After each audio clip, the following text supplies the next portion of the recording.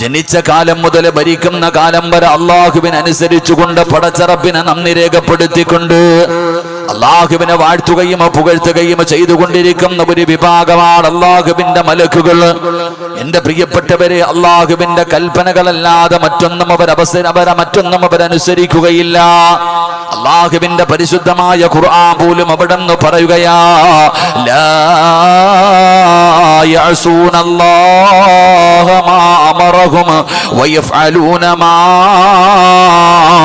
യുഅമറൂൻ. അള്ളാഹുവിന്റെ വിശുദ്ധമായ ഖുർആൻ വിടുന്ന മലക്കുകളെ കുറിച്ച് പറഞ്ഞു തരികയാണ്. എന്താണോ അള്ളാഹു അവരോട് കൽപ്പിച്ചിരിക്കുന്നത്, ആ കൽപ്പിച്ചിരിക്കുന്ന കാര്യമല്ലാതെ അതിനെ പുറത്തു വന്ന് പ്രവർത്തിക്കാത്തവരാണ് അള്ളാഹുവിന്റെ മലക്കുകൾ. അവർക്കൊരേ ഒരു ജോലിയേ ഉള്ളൂ, പടച്ചവനെ ജനിച്ച കാലം മുതൽ മരിക്കുന്ന കാലം വരെ അള്ളാഹുവിന്റെ കൽപ്പനകൾ അനുസരിച്ചുകൊണ്ട് അള്ളാഹുവിനെ വാഴ്ത്തുകയും പുകഴ്ത്തുകയും ചെയ്തുകൊണ്ടിരിക്കലാണ് അവരുടെ ജോലി എന്ന് ഖുർആൻ പറയുമ്പോ, ഈ സദസ്സിൽ ഒരുമിച്ച് കൂടി എന്റെ പ്രിയപ്പെട്ട സഹോദരങ്ങളോട് സഹോദരിമാരോട്, അള്ളാഹുവിന്റെ മലക്കുകളുണ്ടല്ലോ, പാപം പറയാത്ത, പാപം കാണാത്ത, പാപം ചെയ്യാത്ത അള്ളാഹുവിന്റെ കോടാനുകോടി മലക്കുകളുണ്ടല്ലോ. ആ മലക്കുകൾ അള്ളാഹുവിന്റെ പരിശുദ്ധമായ ഖുർആൻ പറയുകയാ, അള്ളാന്റെ വിശുദ്ധമായ ഖുർആൻ വിടന്ന് പറഞ്ഞു തരികയാണ്. അള്ളാഹുവിന്റെ ആ മലക്കുകളുണ്ടല്ലോ, ഈ സദസ്സിലിരിക്കുന്ന ചില വ്യക്തികൾക്ക് വേണ്ടി അള്ളാഹുവിന്റെ മലക്കുകൾ അള്ളാഹുവിനോട് ദുആ ചെയ്യുമെന്ന് അള്ളാഹുവിന്റെ വിശുദ്ധ ഖുർആൻ. ഈ സദസ്സിലിരിക്കുന്ന ചില ഉപ്പമാർക്ക് വേണ്ടി, ചെറുപ്പക്കാർക്ക് വേണ്ടി, പെങ്ങൾക്ക് വേണ്ടി, എന്റെ പ്രിയപ്പെട്ട ഉമ്മമാരെ, ഈ കൂട്ടായിൽ ഈ വഅദിന്റെ സദസ്സിലേക്ക് കടന്നു വന്ന പാപപ്പെട്ടവനായ നീയുണ്ടല്ലോ, നിനക്ക് വേണ്ടി അള്ളാഹുവിന്റെ മലക്കുകൾ പടച്ചവനോട് ദുആ ചെയ്യുകയാ. അള്ളാഹുവിന്റെ പരിശുദ്ധമായ ഖുർആൻ പറയുകയാ, വൽ മലായികതു യുസബ്ബിഹൂന ബിഹംദി റബ്ബിഹിം വയസ്തഗ്ഫിറൂന ലിമൻ ഫിൽ അർള് അലാ ഇന്നല്ലാഹ ഹുവൽ ഗഫൂറുർ റഹീം. അള്ളാഹുവിന്റെ പരിശുദ്ധമായ ഖുർആൻ വിടന്ന് പരിചയപ്പെടുത്തുമ്പോൾ, എന്റെ പ്രിയമുള്ളവരെ, ഈ ലോകത്തുള്ള ഒരു മലക്കുണ്ടല്ലോ, മലക്കുകളുടെ എണ്ണം അള്ളാഹുവിനല്ലാതെ മറ്റാർക്കും അറിയില്ലെന്ന് മുത്തുനബി വിടന്ന് പഠിപ്പിക്കുമ്പോ, അള്ളാഹുവിന്റെ ഒരേ ഒരു മലക്കുണ്ടല്ലോ, ആ മലക്കെങ്ങാടും ഈ പ്രപഞ്ചത്തിലുള്ള സർവർക്കും വേണ്ടി ദുആ ചെയ്താൽ, അള്ളാഹുവിന്റെ മലക്കുണ്ടല്ലോ, ഒരു മലക്ക് ഈ ദുനിയാവിലുള്ള ജനങ്ങൾക്ക് വേണ്ടി ദുആ ചെയ്താൽ ആ മലക്കിന്റെ ദുആ മതിയാകുമെന്ന് നബി മുഹമ്മദ് മുസ്തഫ സല്ലല്ലാഹു അലൈഹി വസല്ലമ തങ്ങൾ പറയുകയാണ്. ഒരു മലക്ക് ദുആ ചെയ്താൽ തന്നെ ദുനിയാവിലുള്ളവർ മുഴുവനും രക്ഷപ്പെടുകയാണ്, ഈ പ്രപഞ്ചത്തിലുള്ള സർവ്വചരാചരങ്ങളും രക്ഷപ്പെടുകയാണ്. പടച്ചവനെ, എങ്കിൽ ഈ വഅദിന്റെ സദസ്സിൽ കടന്നു വന്നിരിക്കുന്ന ചില വ്യക്തികളുണ്ടല്ലോ, ആ വ്യക്തികൾക്ക് വേണ്ടി അള്ളാഹുവിന്റെ മലക്കുകൾ അവിടുന്ന് ദുആ ചെയ്യുകയാ. അല്ലാഹുവേ, ഈ മനുഷ്യന് പുറത്തു കൊടുക്കണേ അല്ലാ, ഇവന് സ്വർഗ്ഗം കൊടുക്കണേ അല്ലാ. അള്ളാഹുവിന്റെ മലക്കുകൾ അവിടുന്ന് ദുആ ചെയ്യുകയാ. ആരാ ഭാഗ്യവാനാരാ? പള്ളിയിലെ ഉസ്താദല്ല, മാതാപിതാക്കളല്ല, എന്റെ പ്രിയപ്പെട്ടവരെ, ആരാണ് ഹജ്ജ് ചെയ്ത ഹാജിയാരല്ല, വഅദ് പറയുന്നവനല്ല, ഹാഫിളല്ല, പിന്നെ ആരാ നിനക്ക് വേണ്ടി ദുആ ചെയ്യുന്നതെന്നറിയോ? കൂട്ടായിലെ ഏതെങ്കിലും ഒരു മനുഷ്യനല്ല, ഈ പ്രപഞ്ചത്തിൽ ജനിച്ചത് മുതൽ മരിക്കുന്ന കാലം വരെ പടച്ചവനെ കുറിച്ച് പറഞ്ഞുകൊണ്ടിരിക്കുന്ന, പാപം എന്താണെന്നറിയാത്ത, പാപം ചെയ്യാത്ത അള്ളാഹുവിന്റെ മലക്കുകളുണ്ടല്ലോ. ഈ കൂട്ടായിൽ ഒരുമിച്ച് കൂടിയ പെങ്ങള്, നിങ്ങളിൽ ചില പെണ്ണുങ്ങൾക്ക് വേണ്ടി ദുആ ചെയ്യുന്നുണ്ട്. നിങ്ങളിൽ ചില പെണ്ണുങ്ങൾ അള്ളാഹുവിന്റെ മലക്കുകൾക്ക് നല്ല പരിചയമാ, മലക്കുകൾക്ക് അറിയാകുന്ന പെണ്ണുങ്ങളുണ്ട്. എന്റെ പ്രിയപ്പെട്ടവരോട് പറയുകയാണ്, അള്ളാഹുവിന്റെ പ്രവാചകൻ അവിടെന്ന് പറഞ്ഞു കൊടുക്കുമ്പോ സ്വഹാബത്ത് ചോദിക്കുന്നു, നബിയേ, യാ റസൂലല്ലാഹ്, അള്ളാഹുവിന്റെ പ്രവാചകരേ, ആരാണ് നബിയേ, ആരാണ് നബിയേ? അല്ലാഹുവിന്റെ മലക്കുകളെ ദുആ ചെയ്യുന്ന ഭാഗ്യവാന്മാരാരോ?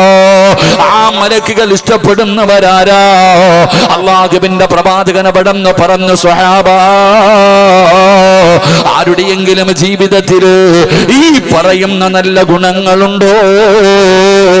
ഈ പറയുന്ന നല്ല ഗുണങ്ങൾ നിങ്ങളുടെ ആരുടെയെങ്കിലും ജീവിതത്തിലുണ്ടെങ്കിൽ എന്റെ പ്രിയപ്പെട്ടവരെ, നിങ്ങൾക്ക് വേണ്ടി അല്ലാഹുവിന്റെ മലക്കുകൾ ദുആ ചെയ്യുമെന്ന് ആദരവായ പ്രവാചകൻ നബി മുഹമ്മദ് മുസ്തഫ, ആദരവായ പ്രവാചകൻ നബി മുഹമ്മദ് മുസ്തഫ സല്ലല്ലാഹു അലൈഹി വസല്ലം നമുക്ക് വേണ്ടി തങ്ങന്മാര് ദുആ ചെയ്യാറുണ്ട്, സയ്യിദന്മാര് ദുആ ചെയ്യാറുണ്ട്, പള്ളിയിലെ ഉസ്താദന്മാരെ കൊണ്ട് ചെയ്യിപ്പിക്കാറുണ്ട്, ഹാഫിളീങ്ങളും ആലിമീങ്ങളും ചെയ്യാറുണ്ട്, ഹാജിയാക്കന്മാരെ കൊണ്ട് ചെയ്യിപ്പിക്കാറുണ്ട്, നമ്മുടെ മാതാപിതാക്കളെ കൊണ്ട് ചെയ്യിപ്പിക്കാറുണ്ട്. അപ്പം നമുക്ക് വേണ്ടി ഒരുപാട് പേര് ദുആ ചെയ്യാറുണ്ട്, നമ്മൾ ചെയ്യിപ്പിക്കാറുണ്ട്.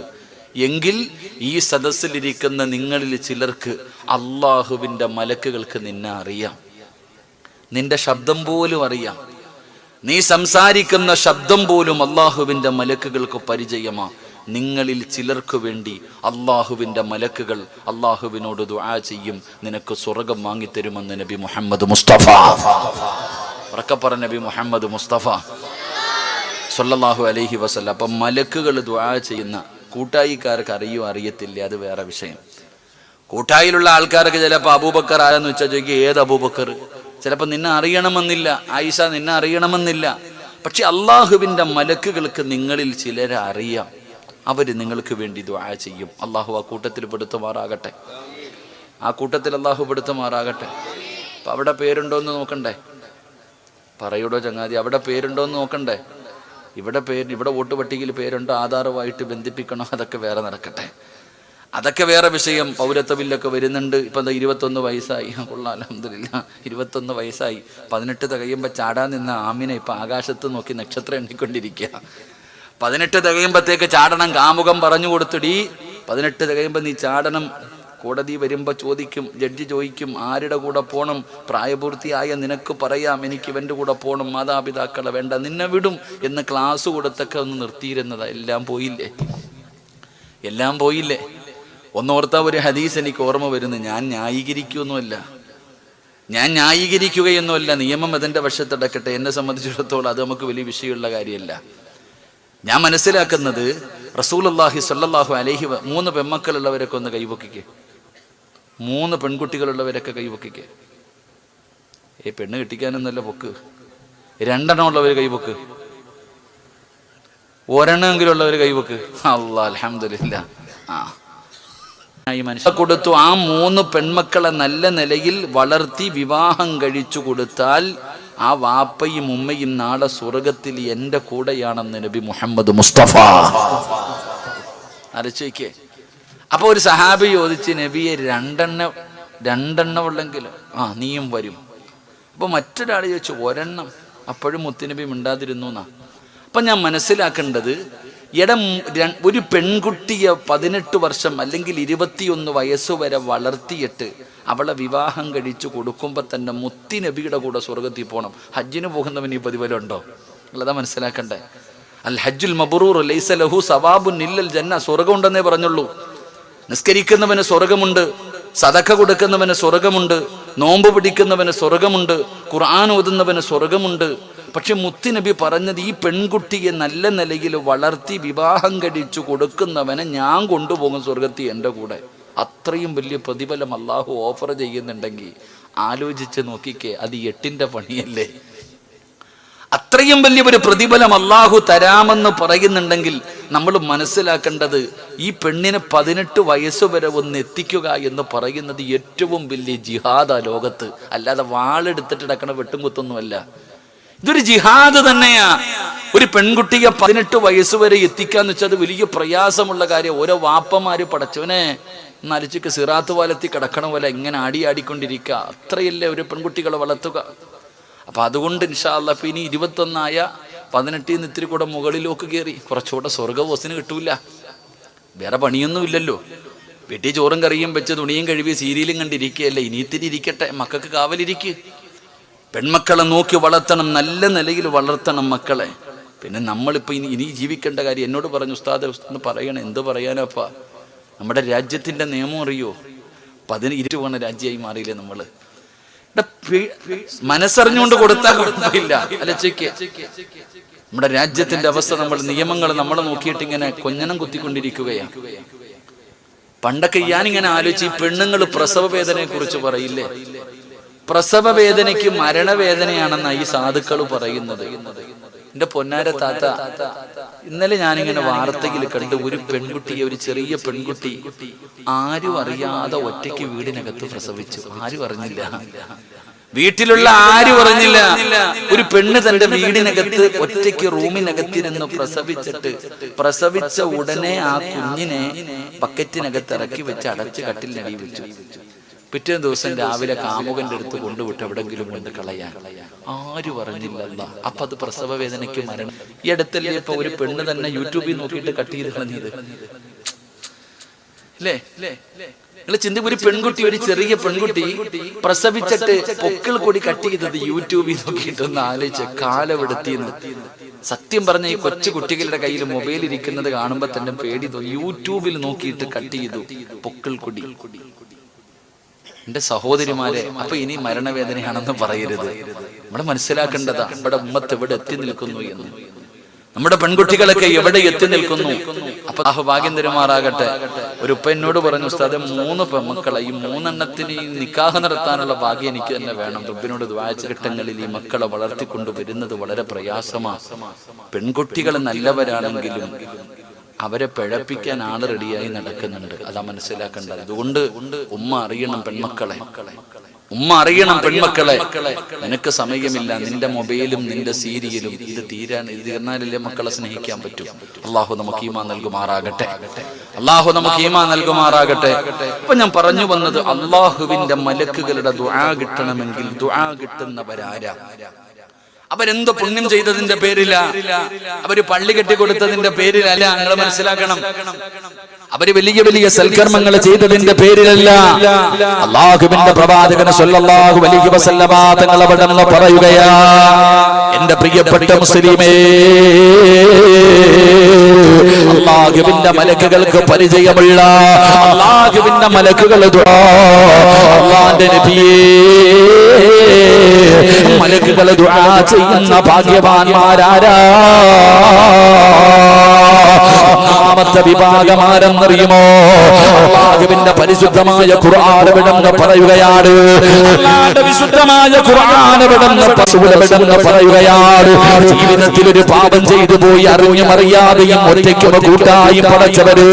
നമ്മൾ ഒരുപാട് പാപങ്ങൾ ചെയ്യുന്നവരാണല്ലോ, പാപം ചെയ്യാത്തവരാരുമില്ലല്ലോ. നമ്മൾ മനുഷ്യനാണ്, മലക്കുകളല്ല. അല്ലാഹു നമ്മളെ സൃഷ്ടിച്ചിരിക്കുന്നത് തന്നെ അങ്ങനെ ഒരു രൂപത്തിലാണല്ലോ. പടച്ചവനെ, നമ്മളെല്ലാവരും ജീവിതത്തിൽ തെറ്റുകൾ ചെയ്യുന്നവരാ. അങ്ങനെ തെറ്റ് ചെയ്ത മനുഷ്യനുണ്ടല്ലോ, അവന് ചെയ്തു പോയ തെറ്റിനെ ഓർമ്മ വന്നപ്പോ, അവന് ചെയ്തു പോയ തെറ്റിനെ കുറിച്ച് ഓർമ്മ വന്നപ്പോ അല്ലാഹുവിനോട് പശ്ചാത്തപിച്ച് മടങ്ങുന്ന മനുഷ്യനുണ്ടല്ലോ. ആ ചെറുപ്പക്കാരാ, കണ്ടുപിടിച്ചിട്ട് റബ്ബിനോട് പശ്ചാത്തപിക്കുന്നവനുണ്ടല്ലോ. കഞ്ചാവടിച്ചിട്ട് അത് തെറ്റാണെന്ന് മനസ്സിലായപ്പോ അല്ലാഹുവിന്റെ മുന്നിലേക്ക് ഏറ്റുപറഞ്ഞവനുണ്ടല്ലോ. വിവിധ ദർബാറിലേക്ക് തന്റെ ഇരുകരങ്ങൾ ഉയർത്തിയിട്ട്, അല്ലാഹുവേ, നീ എനിക്ക് പുറത്തു തരണേ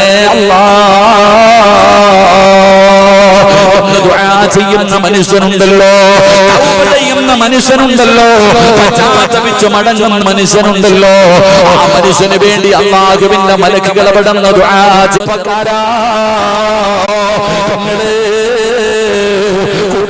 നിന്റെ ചെറിയ കൂടാരത്തിന്റെ അകത്തിരുന്നിട്ട് അല്ലാഹുവിന്റെ ദർബാറിലേക്ക് നിന്റെ കരങ്ങൾ ഉയർത്തിയിട്ട് ദുആ ചെയ്യുമ്പോ അല്ലാഹുവിന്റെ അർശിന്റെ ചുറ്റുഭാഗത്ത് നിൽക്കുന്ന മലക്കുകളെ പടച്ചവരോട് പറയുകയാ, അല്ലാഹുവേ, ആയിഷ ദുആ ചെയ്യുന്നു റബ്ബേ, ഫാത്തിമ ദുആ ചെയ്യുന്നു റബ്ബേ, ഇത് സിറാജിന്റെ ശബ്ദമാ അല്ലാഹ്, സിറാജിന് പുറത്തു കൊടുക്കണേ അല്ലാഹ്,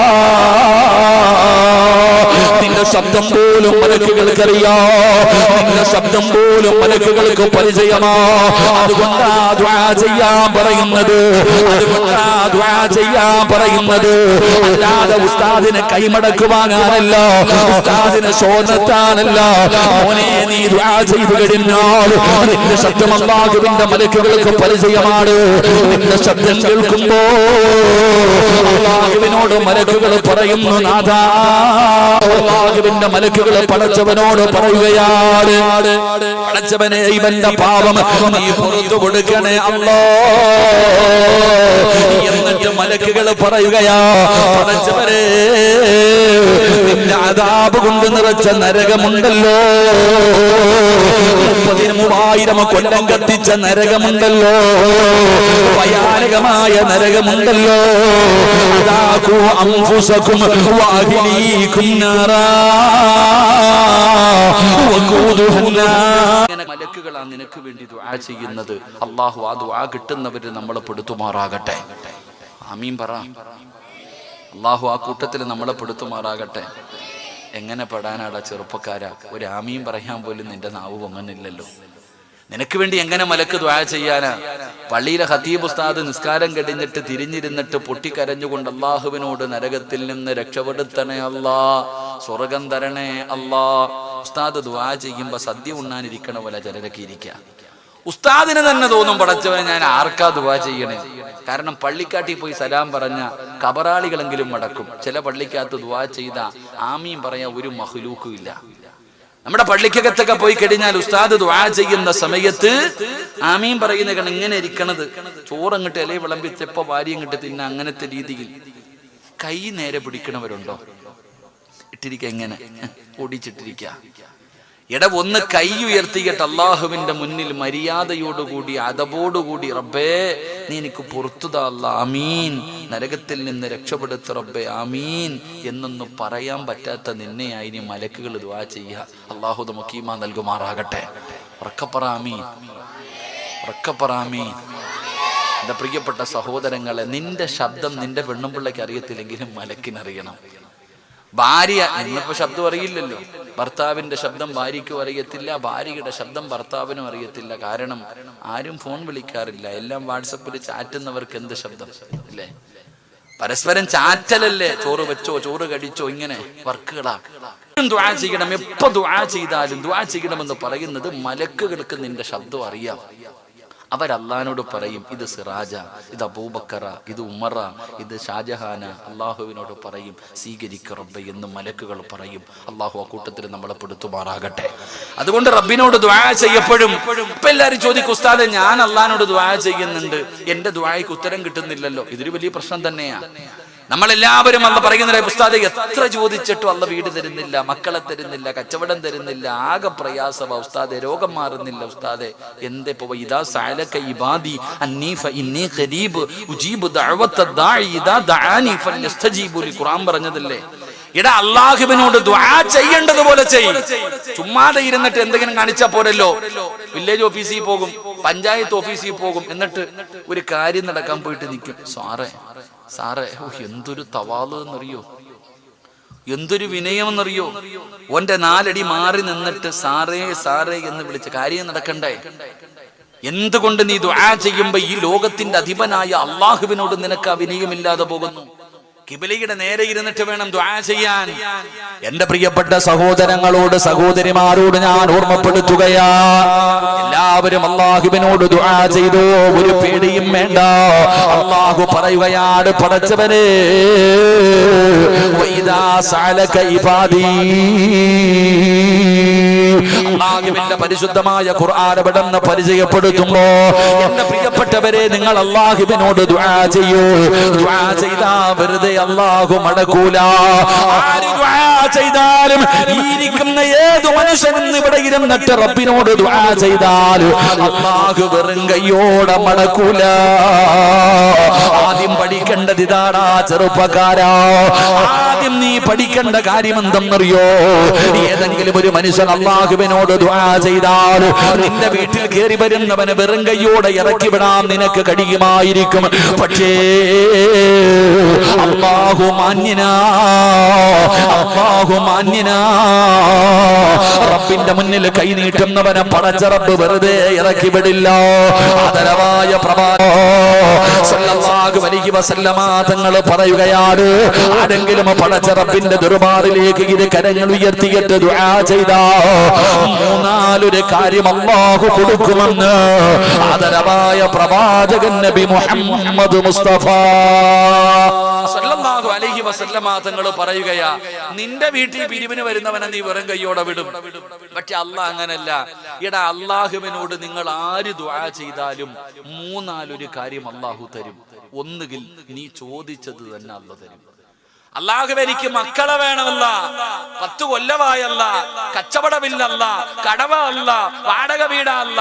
നീ അല്ലാഹുവിനോട് ചോദിച്ചാ ചിലപ്പോ അല്ലാഹ് നീ ചോദിച്ചത് തന്നെ നിനക്ക് തരും. 2, ചിലപ്പോ നീ ചോദിച്ചത് അല്ലാഹു തരൂല. അത് അല്ലാഹു പരലോകത്തേക്ക് മാറ്റിവെക്കും.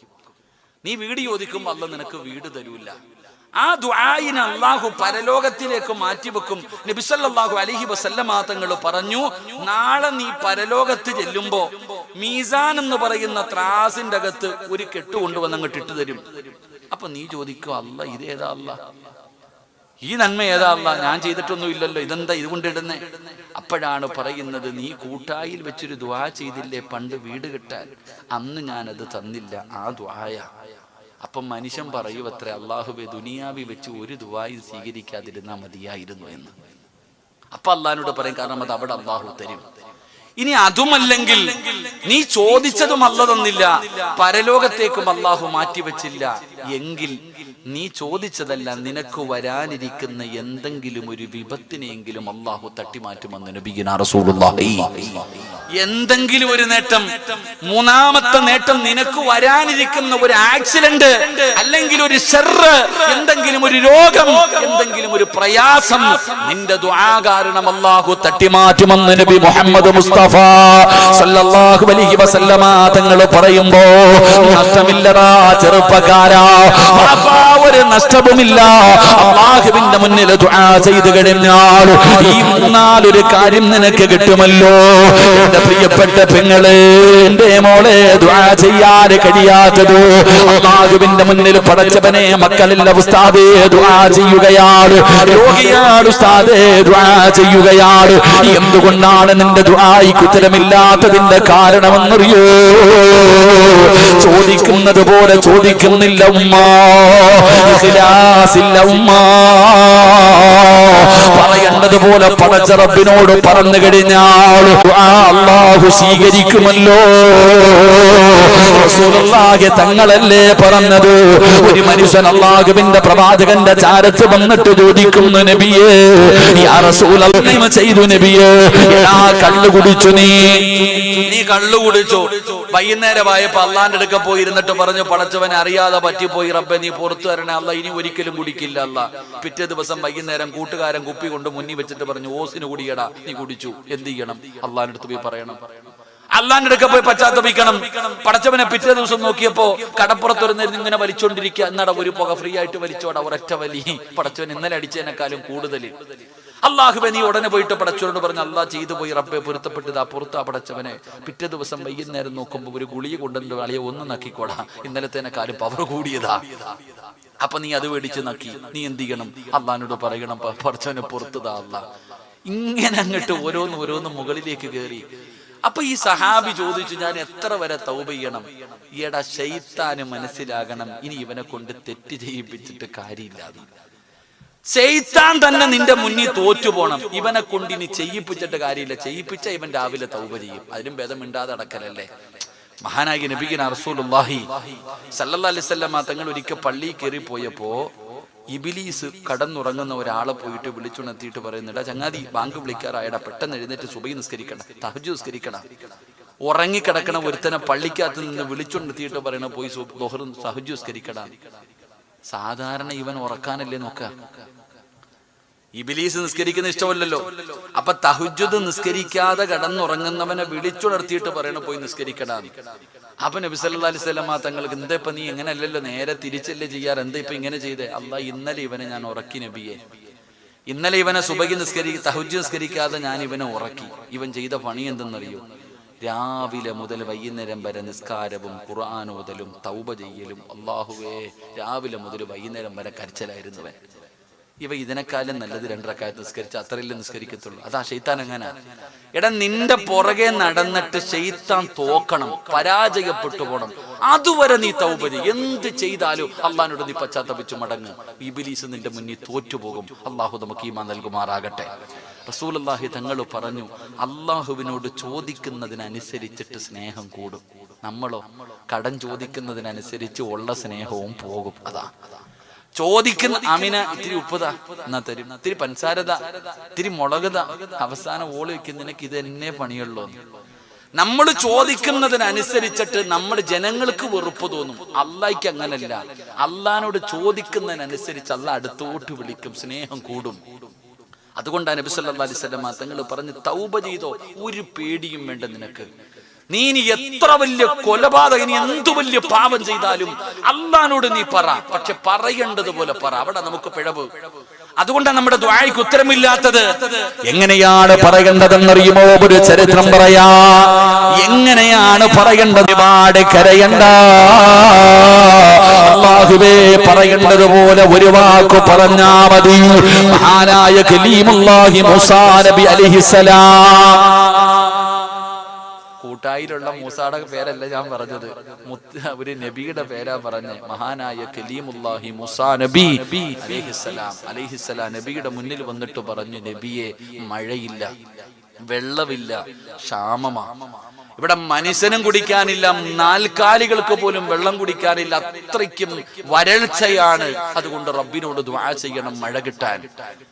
ചങ്ങാതി, മൊബൈല് കുത്തുവാണെങ്കിൽ ഞാൻ എറിഞ്ഞു പൊട്ടിക്കുക. അല്ലാഹു മൊബൈല് പൊട്ടിപ്പോ മിണ്ടാതിരി, ഡിസ്പ്ലേ കത്തിപ്പോയി ഇവിടെ ഇരുന്ന പോക്കറ്റ് വെച്ചാല്. എന്നടാ ഒന്ന് മാറി ബാക്കി പോയിടാ, ഒരുത്തന്റെ മടി ഒരുത്തേക്ക് അവിടെ പോയിടാ. ചങ്കുകളൊക്കെ വീട്ടിൽ പോകുമ്പോ അങ്ങോട്ട് പോയിരുന്ന. അൽഹംദുലില്ലാഹ്, അല്ലാഹു മക്കളെ സ്വാലിഹീങ്ങളാക്കുമാറാകട്ടെ. തിരിച്ചൊന്നും പറഞ്ഞില്ല, അതുകൊണ്ടാ. സാധാരണ പറയണ മറുപടി കേട്ട അറ്റാക്ക് വരും. അതാണ് ഞാൻ പറഞ്ഞത്. അല്ലാഹു മക്കളെ നന്നാക്കി കൊടുക്കുമാറാകട്ടെ. ആമീൻ പറ മനുഷ്യ. ഞങ്ങളുടെ നാട്ടിലെ ഒരു ചെറുപ്പക്കാരൻ പള്ളിയുടെ മുന്നിൽ നിന്നിട്ട് വീടി വലിക്കാം. പള്ളിയുടെ മുന്നിൽ നിന്ന് വീടി വലിച്ചപ്പോ ഇത് കണ്ടിട്ട് സങ്കടം തോന്നി ഒരാള് വീട്ടിൽ പോയിട്ട് ഇവന്റെ വാപ്പാടുത്ത് പറഞ്ഞു, നിങ്ങളുടെ മോൻ പള്ളിയുടെ മുന്നിൽ നിന്നിട്ട് പരസ്യമായിട്ട് വീടി വലിക്കുന്നു, അവനോടൊന്ന് പറയണം അവിടെ നിന്നൊന്ന് മാറി നിന്ന് വലിക്കാൻ. പള്ളിയുടെ മുന്നിൽ നിന്ന് വീടി വലിക്കാതെ ഒന്ന് മാറി നിന്ന് വലിക്കാൻ പറയണേന്ന്. അപ്പൊ ഈ പോയ ആളോട് ആ പയ്യന്റെ വാപ്പ പറയുക, അവനെ കാണുന്നെങ്കിൽ പറ എന്റെ മുന്നിൽ നിന്ന് വലിക്കല്ലേ എന്ന്. ഇവൻ വാപ്പാടെ മുന്നിൽ നിന്ന് വലിക്കുന്നവനാ. അതാ ഇന്നത്തെ കാലം. അതാണ് ഇന്നത്തെ കാലം. നമ്മൾ ചിന്തിക്കേണ്ടതാ. ഞാൻ എപ്പോഴും പറയണ പോലെ കാഞ്ഞ ബുദ്ധിയാ. വാപ്പായിക്ക് അറിയുവോ ഫേസ്ബുക്ക് എന്താ, യൂട്യൂബ് എന്താ, ഡൗൺലോഡ് എന്താ? മക്കളോട് ചോദിച്ചു നോക്കിയാൽ സർവ്വത് എടുത്തിട്ട് ഇൻസ്റ്റാഗ്രാമിൽ വരെ അക്കൗണ്ട് ഉള്ളവന്മാരാ ഇന്നത്തെ കുട്ടികൾ. വല്ലാത്ത ബുദ്ധിയാ ഇന്നത്തെ കുട്ടികൾ. കുരുട്ടു ബുദ്ധിയാണെന്നേ ഉള്ളൂ. ഞങ്ങള് തിരുവനന്തപുരം ഉസ്താദ് പള്ളിയിൽ പഠിക്കുകയാ, മദ്രസയിൽ പഠിപ്പിക്കുകയാ. ലോകം അവസാനിക്കുന്നതിന്റെ അടയാളങ്ങൾ. ലോകം അവസാനിക്കുന്ന സമയം അടുത്തു വരുമ്പോൾ പെണ്ണുങ്ങൾ കൂടും, ആണുങ്ങൾ കുറയും. ഇത് ലോക അവസാനത്തിന്റെ അടയാളമാ. ഉസ്താദ് ഇങ്ങനെ പറയുമ്പോ ചെറുപ്പക്കാരനായ ഉസ്താദ് ആയതുകൊണ്ട് തമാശ എന്ന രീതിയിൽ കുട്ടികളോട് മനസ്സിലാകുന്നതിന് വേണ്ടി പറഞ്ഞു, മക്കളെ, അന്ന് കല്യാണം കഴിക്കാൻ പോലും ആണുങ്ങളില്ല, അത്രയ്ക്കും പെണ്ണുങ്ങൾ കൂടുതലാ. പെണ്ണുങ്ങളെ കല്യാണം കഴിക്കാൻ പോലും ആണുങ്ങൾ ഉണ്ടാകില്ല. ശരിയാണ്. അന്നത്തെ സെൻസസ് നോക്കുകയാണെങ്കിൽ ഒരാണിന് 50 പെണ്ണ്, ഒരാണിന് 50 പെണ്ണ്, അങ്ങനെയാണ് അന്നത്തെ കണക്ക്. അപ്പൊ ഉസ്താദ് പറഞ്ഞു, പെണ്ണ് കെട്ടാൻ ആണുങ്ങളെ കിട്ടാതെ പോയി. ഇന്ന് ആണുങ്ങൾ പെണ്ണുങ്ങളെ തേടി അങ്ങോട്ട് പോകുന്നു, അന്ന് പെണ്ണുങ്ങൾ ആണുങ്ങളെ തേടി ഇങ്ങോട്ട് വരും. അവിടെയുള്ള ചെറുപ്പക്കാർ ഓടുന്ന പെണ്ണുങ്ങൾ വരുമ്പോ, പെണ്ണുങ്ങളെ ഇങ്ങോട്ട് പിഴപ്പിക്കാൻ വരുമ്പോൾ അള്ളാനെ പേടിയുള്ള ചെറുപ്പക്കാർ ഓടും, പെണ്ണുങ്ങൾ പുറകെ ഓടും. ഉസ്താദ് ഇങ്ങനെ പറഞ്ഞു കൊടുക്കുമ്പോ പുറകിലെ ബെഞ്ചി ഇരുന്നിട്ട് ഒരു ചെറിയ ഒരുത്തൻ തന്റെ കൂട്ടുകാരനോട് പറയുക, അളിയ ജീവിക്കുവാണെങ്കിൽ ആ കാലഘട്ടത്തിൽ ജീവിക്കണമെന്ന്. കാരണം പെണ്ണുങ്ങൾ പുറകി വരുന്ന ദിനം അവൻ സ്വപ്നം കാണുന്നേ. അവന്റെ വാപ്പ ഒരെണ്ണത്തിനെ കൊണ്ട് കിടന്ന് സക്കറാത്തിന്റെ വലിയ വലിക്കണത്. അള്ളാഹു നമ്മുടെ മക്കളെ നന്നാക്കി തരുമാറാകട്ടെ. വീട്ടിലെങ്ങും പോയിട്ടൊന്നും ചോദിച്ചേക്കരുത്, അതിനാ ഞാനിത് പറഞ്ഞത് കേട്ടാ. അള്ളാഹു നമ്മുടെ മക്കളെ നന്നാക്കി തരുമാറാകട്ടെ. മഹാനായ കലീമുല്ലാഹി മൂസാ നബി അലൈഹിസ്സലാം മൂസാ നബിയുടെ മുന്നിൽ വന്നു. മൂസാ നബി അലൈഹിസ്സലാമിന്റെ മുന്നിൽ ജനങ്ങൾ വന്നിട്ട് പരാതി പറഞ്ഞു. മഹാനായ മൂസാ നബി അലൈഹിസ്സലാം അവിടെ നിന്ന് പറഞ്ഞു, ജനങ്ങളോട് എല്ലാവരോടും ഇതുപോലെ ഒരു ഗ്രൗണ്ടിൽ ഒരുമിച്ച് കൂടാറ് ഒരു ദിവസം എല്ലാവരെയും വിളിച്ചു കൂട്ടുകയാണ്, നമുക്ക് അല്ലാഹുവിനോട് ദുആ ചെയ്യാം. അങ്ങനെ പടച്ചവനെ പറഞ്ഞ ദിവസമത്ത് ജനങ്ങൾ മുഴുവനും ഒരു ഗ്രൗണ്ടിൽ ഇങ്ങനെ ഒരുമിച്ച് കൂടുകയാണ്. മഹാനായ മൂസാ നബി അലൈഹിസ്സലാം അവരുടെ മധ്യഭാഗത്തേക്ക് കടന്നു ചെന്നു. ചരിത്രം പറയുകയാണ് 70,000-ഓളം വരുന്ന ജനങ്ങളുണ്ടായിരുന്നു. അന്ന് മൂസാ നബി എല്ലാവരുടെ മുന്നിൽ ഇരുന്നിട്ട് ലോകത്തിന്റെ അധിപനായ പടച്ച റബ്ബിന്റെ ദർബാറിലേക്ക് തന്റെ ഇരുകരങ്ങൾ ഉയർത്തുകയാണ്. അവിടെ നിന്ന് ദുആ ചെയ്തു, അല്ലാഹ് മഴയില്ലാതെ വളരെ പ്രയാസത്തിലാ, വെള്ളമില്ലാതെ വലിയ ബുദ്ധിമുട്ടിലാണ് റബ്ബേ, അതുകൊണ്ട് നാഥാ നീ ഞങ്ങൾക്ക് മഴ തരണേ അല്ലാഹ്. മൂസാ നബി അലൈഹിസ്സലാം പടച്ച റബ്ബിനോട് ദുആ ചെയ്യുമ്പോ അല്ലാഹുവേ മഴയുടെ ഒരടയാളവും കാണുന്നില്ല, മഴയുടെ അടയാളവും കാണുന്നില്ല. മൂസാ നബി ആകാശത്തേക്ക് നോക്കുമ്പോ അതാ വരുന്ന മുഖറബുൽ അംലാക്ക് മലക്ക് ജിബ്രീൽ അലൈഹിസ്സലാം അവിടെ നിന്ന് പറഞ്ഞു കൊടുക്കുന്നു, നബിയേ അങ്ങയുടെ ദുആ സ്വീകരിക്കില്ല നബിയേ, അല്ലാഹു മഴ തരില്ല നബിയേ. കാരണം എന്തേ ജിബ്രീല്, എന്തുകൊണ്ടാണ് പടച്ച റബ്ബ് ഈ വരുന്ന 70,000-ഓളം വരുന്ന ജനങ്ങൾ ഇവിടെ ഇരിക്കുന്നുണ്ടല്ലോ, എന്തുകൊണ്ടാണ് പടച്ച റബ്ബ് മഴ തരാത്തത്? അപ്പോഴാണ് പറഞ്ഞു കൊടുക്കുന്നത്, മൂസ നബിയേ അങ്ങയുടെ മുന്നിൽ ഇരിക്കുന്ന ഈ ജനങ്ങളുടെ നടുവില് 40 കൊല്ലമായിട്ട് പടച്ച റബ്ബിനെ മറന്നുകൊണ്ട് നടക്കുന്ന ഒരു ധിക്കാരിയായ മനുഷ്യനിരിപ്പുണ്ട്. 40 കൊല്ലമായിട്ട് അല്ലാഹുവിനെ മറന്നുകൊണ്ട് നടക്കുന്ന ഒരുത്തൻ ഇവിടെ ഇരിപ്പുണ്ട്. അവൻ അവിടെ നിന്ന് എഴുന്നേറ്റ് പോകാതെ അല്ലാഹു മഴ തരില്ല നബിയേ. മൂസാ നബി അലൈഹിസ്സലാമിന് വല്ലാത്ത അത്ഭുതമാവുകയാണ്. പടച്ചവനെ ആരാ അല്ലാഹ് 40 വർഷമായി പടച്ച റബ്ബിനെ മറന്നുകൊണ്ട് നടക്കുന്ന നശിച്ചവരാരാ? മൂസാ നബി അലൈഹിസ്സലാം അവിടെ നിന്ന് വിളിച്ചു പറഞ്ഞു, ജനങ്ങളെ ഇരിക്കുന്ന ജനങ്ങളുടെ നടുവില് 40 കൊല്ലമായിട്ട് പടച്ച റബ്ബിനെ മറന്നു നടക്കുന്ന ഒരു മനുഷ്യരിപ്പുണ്ട്. അവൻ എഴുന്നേറ്റ് പോകണം, അവൻ എഴുന്നേറ്റ് പോകണം, അവൻ എഴുന്നേറ്റ് പോകാതെ മഴ പെയ്യില്ലല്ലോ. അല്ലാഹ് മൂസാ നബി അവിടെ നിന്ന് വിളിച്ചു പറയുമ്പോ ജനങ്ങൾ നോക്കുന്നു, ആരാ? അല്ലാഹ് ഈ മോശമായ മനുഷ്യരാരാ? എല്ലാവരും പരസ്പരം നോക്കുകയാണ്. ഒരാൾ പോലും എഴുന്നേക്കുന്നില്ല, ഒരാൾ പോലും എഴുന്നേക്കുന്നില്ല. ആ സമയത്താണ് 40 കൊല്ലമായിട്ട് അല്ലാഹുവിനെ മറന്നു നടക്കുന്നവനും അവിടെ ഇരിപ്പുണ്ട്. അവന് ചിന്തിച്ചു, റബ്ബേ ഇത് എന്നെ കുറിച്ചാണല്ലോ പറയുന്നത്, ഇത് എന്നെ കുറിച്ചാണല്ലോ പറയുന്നത്. ഞാനിവിടെ നിന്ന് എഴുന്നേറ്റ് പോയില്ലെങ്കിൽ മഴ പെയ്യില്ലല്ലോ അല്ലാഹ്. ഞാനിവിടെ നിന്ന് എഴുന്നേറ്റ് പോയാൽ നാണം കെടുമല്ലോ അല്ലാഹ്, ജനങ്ങൾ അറിയുമല്ലോ അല്ലാഹ്. ഈ മനുഷ്യൻ അവിടെ ഇരുന്നു കൊണ്ട് ചിന്തിക്കുന്നു, റബ്ബേ ഞാൻ അത്രയും വലിയ മോശക്കാരനാണോ?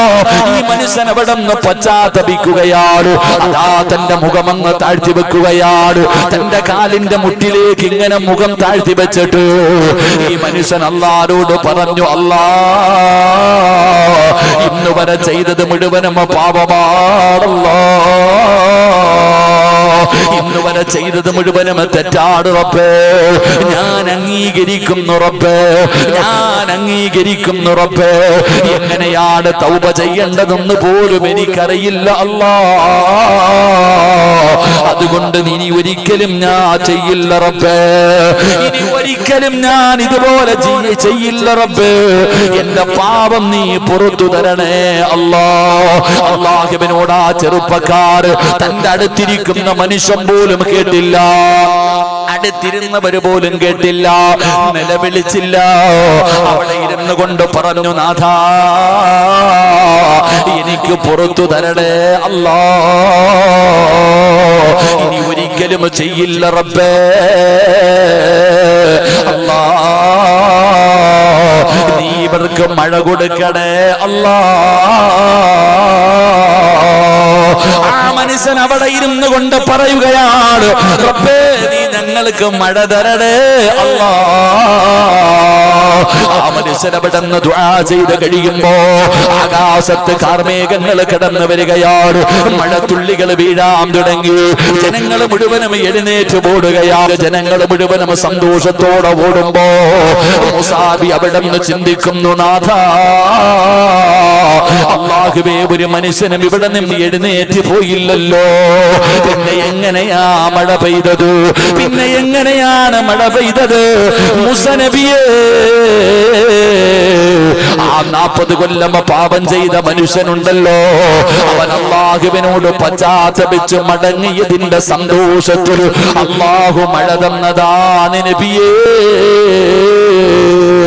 എന്ന് ചരിത്രം അവിടെ പറഞ്ഞു തരുമ്പോ ഇതുപോലെയാണ് പറയേണ്ടത്, ഇതുപോലെയാണ് പറയേണ്ടത്. അതുകൊണ്ട് എന്റെ പ്രിയപ്പെട്ടവരോട് പറയുന്ന ദുആ ചെയ്യുന്നതിൽ മടി കാണിക്കല്ലോ, ദുആ ചെയ്യുന്നതിൽ പിശുക്ക് കാണിക്കല്ലോ. എപ്പോഴും അല്ലാഹുവിനോട് ദുആ ചെയ്തോ. അതാ ഏതെങ്കിലും ഒരു മനുഷ്യൻ അല്ലാഹുവിനോട് ചെയ്തു പോയ പാപങ്ങളെ ഏറ്റുപറഞ്ഞ് പശ്ചാത്തപിച്ച് മടങ്ങിയാൽ അവന് വേണ്ടി പടച്ച റബ്ബിന്റെ അർശിന്റെ ചുറ്റുഭാഗത്ത് നിൽക്കുന്ന ലക്ഷക്കണക്കിന് മലക്കുകളുണ്ടല്ലോ, അവനും അവന്റെ കുടുംബത്തിനും സ്വർഗ്ഗം കിട്ടാൻ അല്ലാഹുവിനോട് ദുആ ചെയ്യുമെന്ന് അല്ലാഹുവിന്റെ വിശുദ്ധ ഖുർആൻ, പരിശുദ്ധമായ ഖുർആൻ അവിടുന്ന് പറഞ്ഞു തരികയാ. രണ്ടാമത്തെ വിഭാഗമാരാ അല്ലാഹുവിന്റെ പ്രവാചകൻ അവിടുന്ന് പറയുകയാ. രണ്ടാമത്തെ വിഭാഗമാരാ, ഇഹ്ദിനസ് സിറാത്തുൽ മുസ്തഖീം സിറാത്തുൽ ലദീന അൻഅംത അലൈഹിം ഗൈറിൽ മഗ്ദൂബി അലൈഹിം വലല്ലാലീൻ.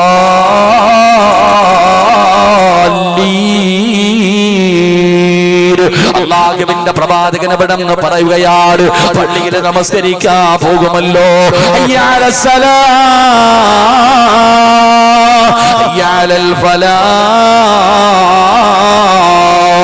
കൂട്ടായി പള്ളിയുടെ മിനാരത്തിൽ നിന്ന് ബാങ്ക് വിളിക്കുമ്പോ നമസ്കരിക്കാ പള്ളിയിലേക്ക് കടന്നു ചെല്ലുമല്ലോ, ഹബീബിന്റെ പുറകിൽ പോയി നിൽക്കുമല്ലോ, പടച്ചവനെ ഉസ്താദ് പടന്ന ഫാത്തിഹ ബോധുമല്ലോ.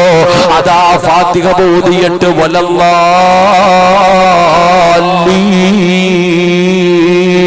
എന്ന് ഇമാം ഓതിയിട്ട് ആമീൻ പറയുമല്ലോ. ആ സമയത്ത് നീ ആമീൻ പറയണേ, ആ സമയത്ത് നീ ആമീൻ പറയണേ. നീ ആമീൻ പറയുന്ന സമയത്ത് മലക്കുകളുടെ ആമീനുമായിട്ട് യോജിച്ച അല്ലാഹു നിന്റെ പാപം പുറത്തു തരുമെന്ന് ആദരവായ പ്രവാചകൻ നബി മുഹമ്മദ് മുസ്തഫ സല്ലല്ലാഹു അലൈഹി വസല്ലം ഇമാമു വലല്ലാലീൻ എന്ന് പറയുമ്പോൾ ആമീൻ പറയുമല്ലോ. ആ ഇമാമിന്റെ ആമീൻ പറയുമ്പോൾ നിങ്ങളും കൂടെ പറഞ്ഞുകൊള്ളണം, മലക്കുകളുടെ ദുആ നിങ്ങൾക്ക് കിട്ടുമെന്ന് നബി മുഹമ്മദ് മുസ്തഫ. ഉറക്കെ പറ, നബി മുഹമ്മദ് മുസ്തഫ. ഇമാമു വലല്ലാലീൻ എന്ന് പറയുമ്പോൾ തന്നെ നീ ആമീൻ പറയും, ഇമാം ആമീൻ പറയുന്നതിന് മുമ്പേ. നമ്മളെങ്ങനെ ഇമാം ആമീൻ പറയണ്ട. ചില ആൾക്കാരെ കണ്ടിട്ടില്ലേ, ഉസ്താദ് സമിയല്ലാഹു ലിമൻ ഹമിദ എന്ന് പറഞ്ഞിട്ട് റുക്കൂയിലേക്ക് സുജൂദിലേക്ക് പോകുന്നതിന് മുമ്പ് ചില ആൾക്കാർ താഴെ പോയി കിടക്കുക സുജൂദം ചെയ്തിട്ട്. ഇത് നമ്മുടെ നിസ്കാരം. നമ്മളങ്ങനെ ഇമാമിന് മുമ്പേ ഓടുന്നവരാ. നാളെ പരലോകത്ത് വരുമ്പോ പന്നിയുടെ കോലമായിരിക്കും നിനക്ക്. അള്ളാഹു കാത്തിരക്ഷിക്കുമാറാകട്ടെ. മഹാനായ നബി ഹുറൈറ റളിയല്ലാഹു തആല അൻഹു അൻ നബി സല്ലല്ലാഹു അലൈഹി വസല്ലം ഖാല ഇദാ അമ്മന അൽ ഇമാമു ഫഅമ്മിനു ഫഇന്നഹു മൻ വാഫഖ. മഹാനായ പ്രവാചകൻ സല്ലല്ലാഹു അലൈഹി വസല്ലമ തങ്ങൾ പറയുന്നു, ഇമാമ ആമീൻ എന്ന് ചൊല്ലിയാൽ നിങ്ങളും ആമീൻ ചൊല്ലുവിൻ. ഒരാളുടെ ആമീൻ ചൊല്ലൽ മലക്കുകളുടെ ആമീൻ ചൊല്ലലുമായിട്ട് ഒത്തുവന്നാൽ അവൻ ചെയ്തു പോയ പാപങ്ങൾ മുഴുവനും അല്ലാഹു പുറത്തു കൊടുക്കും എന്ന് മഹാനായ നബിയുനാ റസൂലുള്ളാഹി സ്വല്ലല്ലാഹു അലൈഹി വസല്ലം. ഒരുപാട് ഹദീസുകൾ കാണാം. എന്റെ പ്രിയപ്പെട്ടവരെ, വലല്ലാലീൻ ആമീൻ എന്ന് നീ ആമീൻ പറയുന്ന സമയം മലക്കുകളും കേൾക്കുന്നുണ്ടല്ലോ, അള്ളാന്റെ മലക്കുകളും ആമീൻ പറയുന്നുണ്ടല്ലോ. അപ്പൊ നിന്റെ ആമീനും മലക്കുകളുടെ ആമീനും തമ്മിൽ ഒരുമിച്ച് വന്നു കഴിഞ്ഞാൽ നീ രക്ഷപ്പെട്ടു. നിന്റെ പാപങ്ങൾ മുഴുവനും അള്ളാഹു പൊറുക്കും. അള്ളാഹു നമുക്ക് ആ പാപങ്ങൾ പൊറുക്കുന്ന വിഭാഗത്തിൽ പെടുത്തുമാറാകട്ടെ. എന്റെ പ്രിയപ്പെട്ട സഹോദരങ്ങൾ, അതുകൊണ്ടാണ് പറഞ്ഞത് ജമാഅത്തിൽ പോയി പങ്കെടുക്കണം. അതെങ്ങനെ ഉസ്താദ് അത്തഹിയ്യാത്തിൽ ഇരിക്കുമ്പോൾ ഓടുന്ന നിനക്കതെങ്ങനെ മനസ്സിലാകാനാ? ഉസ്താദ് അത്തഹിയ്യാത്തിലിരിക്കുമ്പോൾ ചാടിക്കേറി പോകുക. എന്റെ പ്രിയപ്പെട്ട സഹോദരങ്ങളെ, നിങ്ങൾ നിസ്കാരത്തിന്റെ നിങ്ങൾ ചിന്തിക്കേണ്ടതാ. ഉസ്താദ് അത് നിസ്കരിക്കുന്ന സമയം ഇമാമിന്റെ കൂടെ പോയി നിന്ന് ക്ഷമയോടുകൂടി നിസ്കരിക്കാൻ നമ്മളിൽ പലർക്കും കഴിയുന്നില്ല. നമുക്കൊക്കെ ധൃതിയാണല്ലോ, നമുക്കൊക്കെ ധൃതിയാ. ഉസ്താദന്മാര്, എന്റെ പ്രിയപ്പെട്ട സഹോദരങ്ങളെ, നമ്മൾക്ക് അതിന് പോലും അലംഭാവം കാണിക്കുന്നവരാ.